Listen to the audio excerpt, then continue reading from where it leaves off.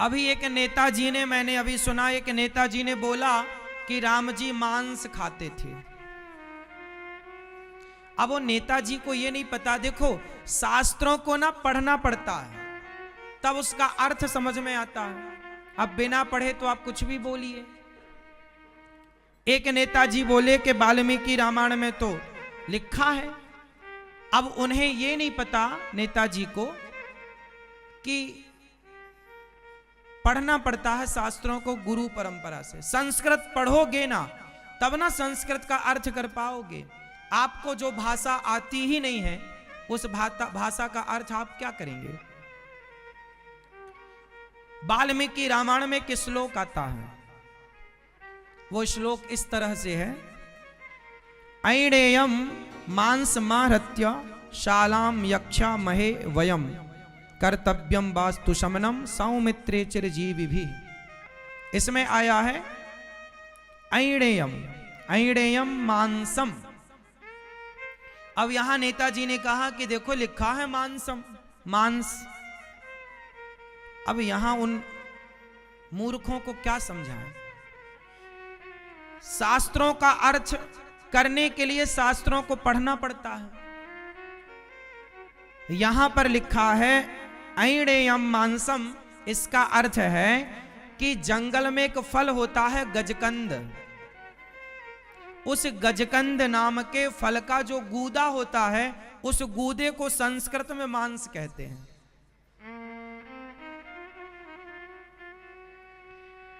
गजकंद नाम का जो कंद है, जैसे कंद मूल और फल होता है ना, तो कंद अलग है, फल अलग है, फूल अलग है। फूल भी हम खाते हैं, जैसे फूल गोभी, तो फूल गोभी का फूल खाया जाता है। जैसे पत्ता भी खाया जाता है, पालक का पत्ता, भतुए का पत्ता, ये सब पत्ते हैं। ऐसे ही एक होता है कंद, जिस कंद का नाम है गजकंद। उस गजकंद वो जंगल में मिलता है। राम जी 14 साल वनवास में थे ना, तो जंगल के कंदमूल फल खाते थे। तो जो गजकंद नाम का फल है उसके गूदे को संस्कृत में मांस कहते हैं। अब नेताजी को ये अर्थ तो पता था नहीं कि उस फल के गूदे का नाम मांस है। उनको लगा कि भगवान तो मांस खाते हैं, लिखा मांस। भैया ऐसे समझ में नहीं आएगा। शास्त्रों को गुरु परंपरा से बैठकर पढ़ना पड़ता है। इसलिए गुरुकुल होते हैं जो शास्त्रों का सही अर्थ समझाते हैं।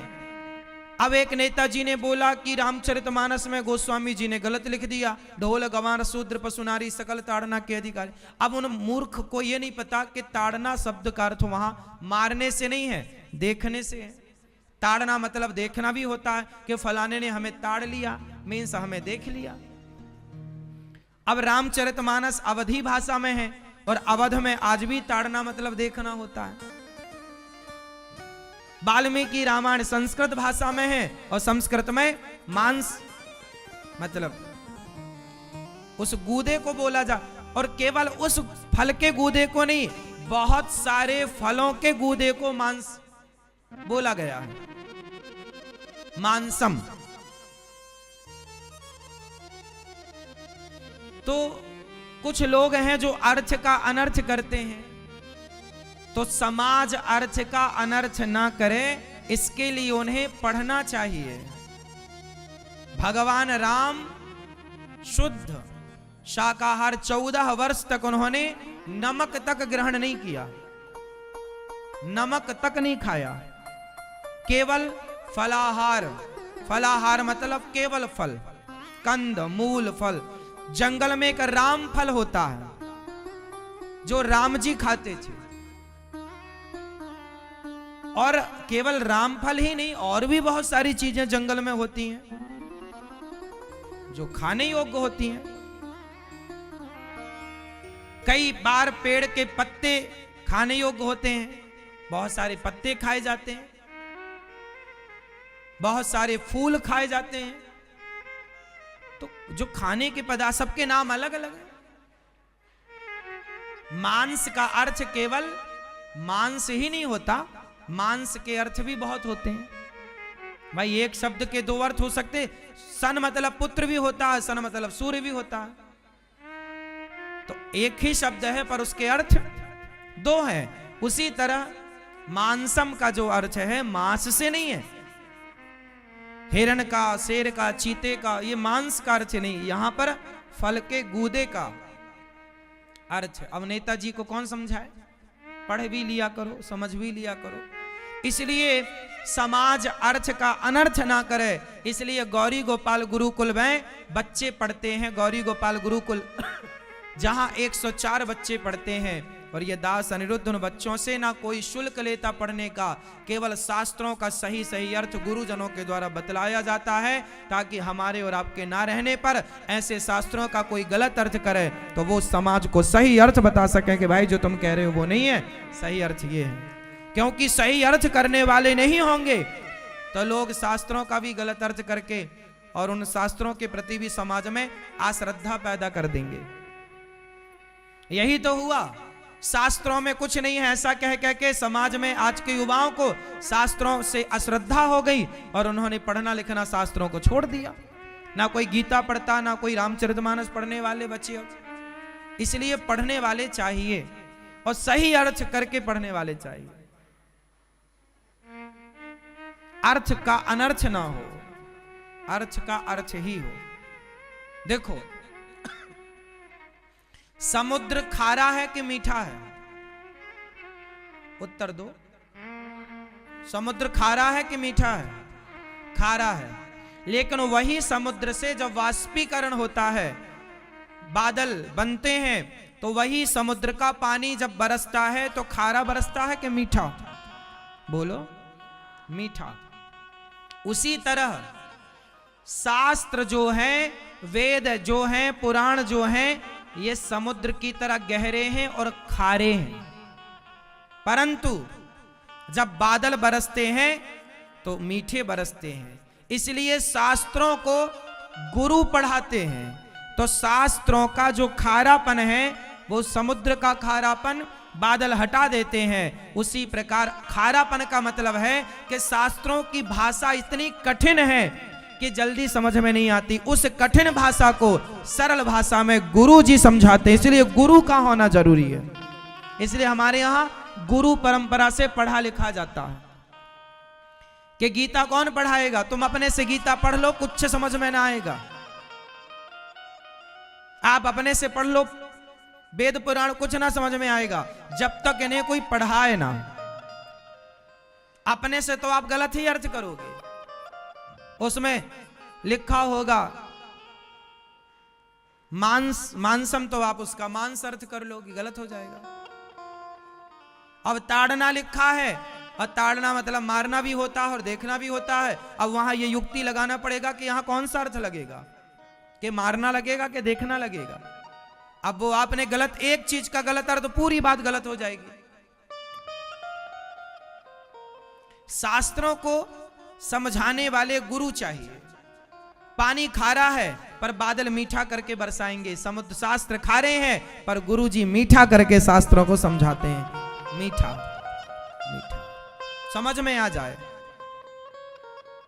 तो किस किस को ये मानसम वाली समस्या समाधान हो गया। लिखा हुआ है वही हम बता रहे हैं, अपने से नहीं बता रहे हैं। मानसम का अर्थ मांस से नहीं है, और जहां जहां मांस शब्द आया है वहां मांसम मतलब मांस मतलब मांसाहार से नहीं, वहां फलों के गूदे से है।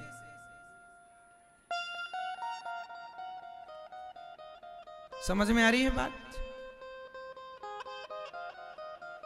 अब जैसे बलि, शास्त्रों में एक जगह आया बलि चढ़ाओ, तो लोगों को क्या लगा कि बलि का मतलब, शास्त्रों में आया बलिदान, बलिदान, तो बलिदान का अर्थ लोगों ने समझ लिया बकरा चढ़ाओ ना। बलिदान का अर्थ बलिदान नहीं, बलि राजा बलि के जैसा दान, बलिदान। बलिदान का मतलब क्या है? राजा बलि मतलब 3 पग भूमि में सब कुछ दे डाला, जो अपने आप को भी दे डाले वो बलिदान है। बलि के जैसा दान, बलिदान। तो बलि जैसा सर्वस्व देने का नाम बलिदान है, ना कि किसी की गर्दन काटना। अब देखिए अर्थ था बलि के जैसा दान, पर अर्थ लगा लिया बलिदान, बकरे काटने लग गए, लाखों बकरे कट चुके। एक शब्द का अर्थ गलत किया तो लाखों बकरे कट गए। ये वही लोग हैं जो अर्थ का अनर्थ कर डालते हैं। बलिदान मतलब राजा बलि के जैसा दान, बलि के जैसा, बलि ने सर्वस्व दान कर दिया वामन भगवान को। बलि के जैसा दान बलिदान है। बलिदान का मतलब जान लेना नहीं है। हमारे देश के जवान अपना सर्वोच्च बलिदान देते हैं देश के लिए, तो बताओ बलिदान देते हैं कि लेते हैं? देते हैं। तो बलिदान का मतलब हुआ अपने आप को देश के लिए समर्पित कर देना। तो तुम माता जी को समर्पित अपना गर्दन क्यों नहीं काटते? बकरे की क्यों काट? जब बलिदान कर तुमने करना ही है तो अपनी काट लो, बकरे की क्यों? बलिदान का मतलब किसी की जान लेना नहीं, अपने आप को मां के हवाले समर्पित कर देना। मैं आपको चढ़ा रहा हूं अपने आप, ये बलिदान है।